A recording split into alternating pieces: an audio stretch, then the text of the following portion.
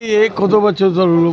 14 বছর, 18 বছর দিকে এই প্রোগ্রামগুলো এখানে কাজল বিশ্বাস নেতৃত্বে চলছে। আগামী বছরও চলবে। আমি কাজল বিশ্বাসকে অনেক অনেক ধন্যবাদ দিতে চাই। এটা একটা সংগঠনের প্রোগ্রাম, সামাজিক সেবা উনি করেন, কিন্তু উনি শীর্ষ আছেন তৃণমূল কংগ্রেসের মমতা ব্যানার্জি। মমতা ব্যানার্জি বারবার বলেন কি মানুষের সেবা মাধ্যমে তৃণমূল কংগ্রেস করতে হবে, ওটা প্রমাণিত করেন বারবার কাজল বিশ্বাস কি আমি মমতা ব্যানার্জি সৈনিক। এছাড়া এখানে অমল শাহ আছেন, অমিত মিশ্র আছেন, মানিক চবে আছেন, রামানন্দ আগরওয়াল আছে। পোস্তা মার্চেন্ট অ্যাসোসিয়েশনে দেখুন বিশ্বনাথ আগরওয়াল, যাকে মমতা ব্যানার্জি খুব ভালোবাসেন।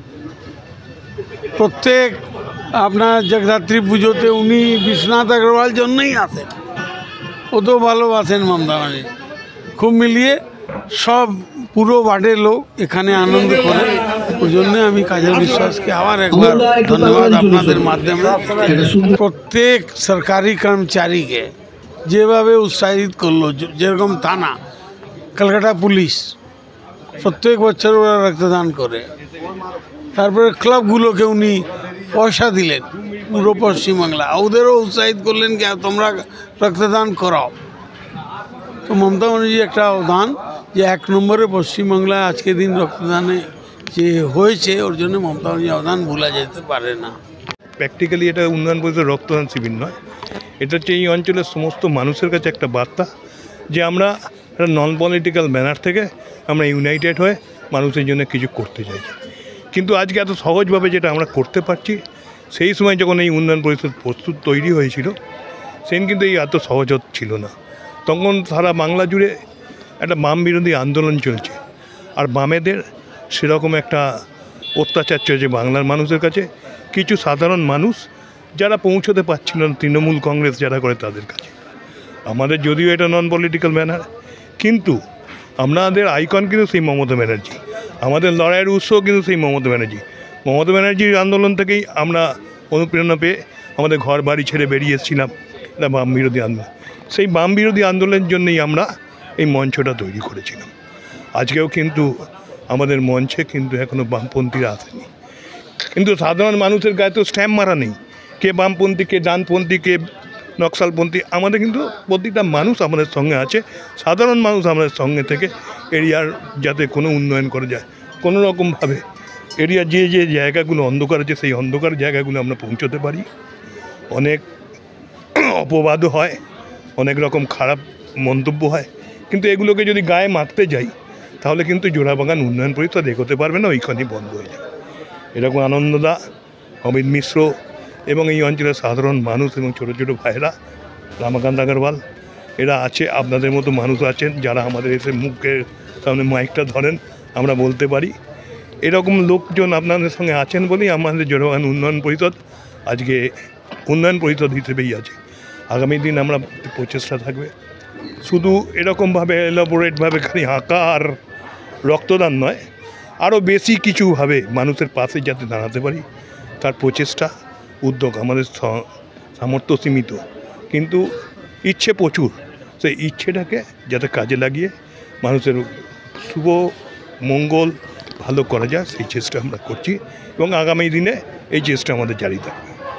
ব্যাপার হচ্ছে শীতের আমেজ, একটা বড়দিনের খুশির হাওয়া চারদিকে। যখন আমরা তখন এটা আজ থেকে বিগত 18 বছর আগে শুরু করেছিলাম যে অঞ্চলের মানুষদের, সর্বস্তরের মানুষকে একত্রিত করার জন্য একটা মঞ্চ হচ্ছে, একটা প্ল্যাটফর্ম মানে যে প্ল্যাটফর্ম থেকে আমরা মানুষের জন্য কিছু কাজ করতে পারি। মূলত সেই উদ্দেশ্য নিয়ে তৎকালীন বিধায়ক পুলকদা, সেই স্বর্গত পুলকদাকে সঙ্গে নিয়ে আমরা এখানে শুরু করেছিলাম। এই প্রথম অজিত পাঁজাও সেদিন ছিলেন।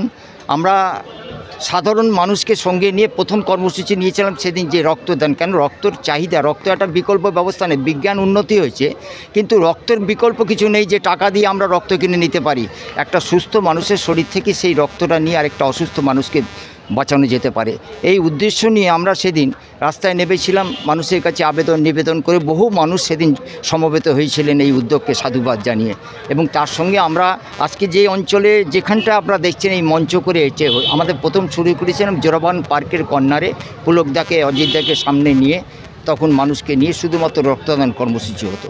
কিন্তু পরবর্তী থেকে যে অঞ্চলে মানুষকে নিয়ে সমবেত হবে 2 দিন, বহু মানুষ আছেন যারা এই মুহূর্তে আর্থিকভাবে তারা পিছিয়ে রয়েছেন, তারা আনন্দ বিনোদনের সুযোগ পায় না।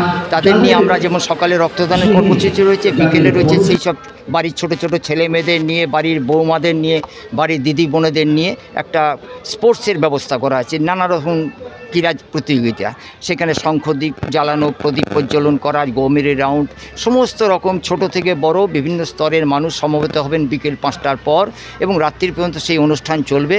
এবং আগামী কাল সকালবেলায় এখানে সারা বাংলা বসে আঁকো প্রতিযোগিতা, অন্তত 600 থেকে 800 ছোট ছোট বাচ্চারা আসবেন, ABC 3টে ভাগে বিভক্ত করে। তাদের এখানে বিশাল সজ্জিতভাবে তাদেরকে আমরা রিসিভ করব, তারা বসে আঁকো প্রতিযোগিতা অংশ নেবেন এবং বিচারক এসে তার বিচার ব্যবস্থার মধ্যে দিয়ে তাদেরকে ফার্স্ট, সেকেন্ড, থার্ড ঘোষণা করবেন। এবং তারপরে সন্ধ্যাবেলা একটা সাংস্কৃতিক অনুষ্ঠান আছে, সেই তাদের যে 500-600 বাচ্চাদের গার্জেন আসবেন, আমরা অঞ্চলের মানুষ আসবেন, সবাইকে নিয়ে এখানে তাদেরকে এন্টারটেনমেন্ট করার জন্য জোড়াবাগান উন্নয়ন পরিষদ যেমন একাধারে মনে করে যে মানুষের পাশে থেকে মানুষের জন্য কাজ করতে হবে, যেটা মমতা ব্যানার্জি আমাদের বলছেন যে সারা বছর রাজনীতি না, আমরা নিশ্চয়ই আমরা একটা রাজনীতি উইংস বিলংস করি, কিন্তু রাজনীতির বাইরে আমাদের একটা জীবন আছে, মানুষের জন্য কিছু করতে হবে। এই যে প্রেরণা আমরা সেদিন পেয়েছিলাম, সেটা থেকে ধারাবাহিকভাবে কাজল বিশ্বাস আজও সেটা টেনে নিয়ে চলেছে। একসময় আমরা সবাই ছিলাম, এখন আমরা বার্ধক্যে পরিণত, আমরা তাদের পাশে রয়েছে। সে আগামী দিনে আরও সুস্থভাবে মানুষের জন্য কাজ করবেন এই আবেদন করে সকলে শুভেচ্ছা জানিয়ে। এর সময় একটা অন্য ভাব থাকে, সেটা নিজে ভিতর থেকে চলে আসে। আর এই যে ব্লাড ডোনেশন ক্যাম্প হচ্ছে, এরম সুন্দর কাজ হচ্ছে এই জন্যে আমাদের পেশেন্টগুলো যারা অসুখে পড়ছে তারা এখান থেকে লাভান্বিত হচ্ছে। তা আমি তো প্রত্যেক বছরে কালিদার জন্য আসি, এখানে কাজলদার জন্যে আমি তো প্রত্যেক বছরে যখনই না ডাক আসে তখন চলে আসি। আর এটা এত সুন্দর কাজ হচ্ছে এরিয়াতে, লোক মানে যে না কাজলদা এইসব কাজ করতে থাকে, সব পাবলিকের কাজ করেন উনি বলছেন, একটা বলতে আমার মনে এসছে, একটা বলে দিচ্ছি যে पानी उतरता देखकर किनारे घर मत बसा लेना, मैं समंदर हूँ फिर लौट के आऊँगा। এবং সমিতির সদস্যরা আছে, তারা প্রতি বছর ঠিক এইসব রক্ত শিবির আয়োজন করেন। এবং আমি জিজ্ঞাসা করে রক্ত কাদেরকে দেওয়া হবে, তারা বলে রক্তের যেমন জাত নেই, দেওয়ার ক্ষেত্রে আমাদের জাত নেই, যাদের প্রয়োজন তার রক্ত দেব।